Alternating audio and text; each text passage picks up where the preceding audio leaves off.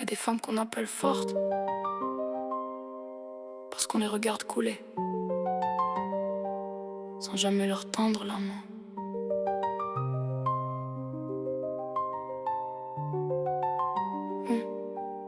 6 heures du mat, le réveil cogne avant le soleil. Elle dort plus vraiment, elle ferme juste les yeux pareil. Petit appart, linge humide, cafetière fatiguée.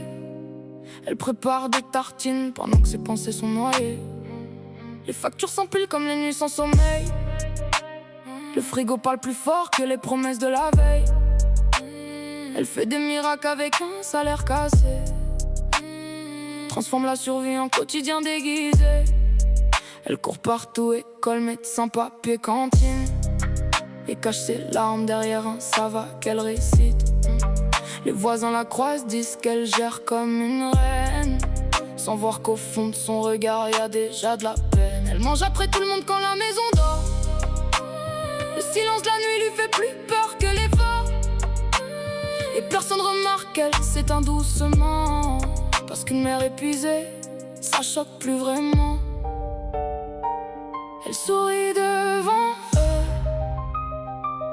mais dedans tout s'écroule. Elle tient debout par amour, même quand son âme brûle. Elle tient encore, même quand le monde dort, même quand personne appelle. Quand la vie devient trop lourde pour elle, elle tient encore pour les yeux qu'elle adore. Mais dans le silence du soir, y a une femme qui perd espoir.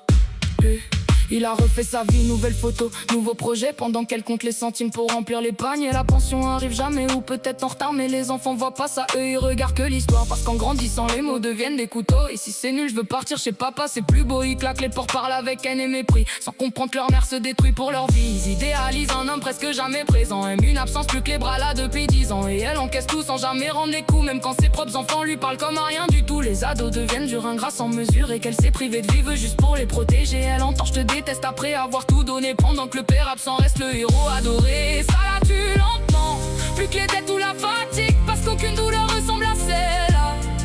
Aucune logique, voir les enfants que t'as portés de mire.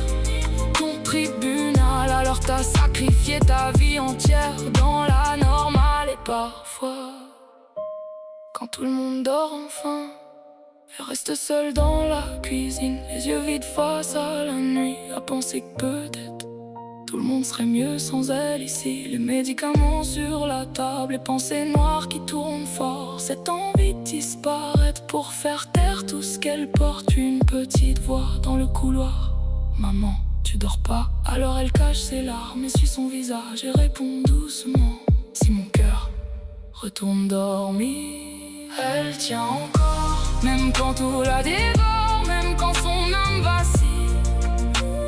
Elle reste debout pour sa famille. Elle tient encore, sans personne dehors. Mais combien de femmes le soir s'effondrent loin des regards.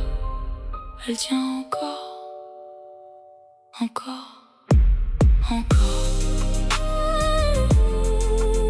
Les gens disent, c'est ça être une mère forte.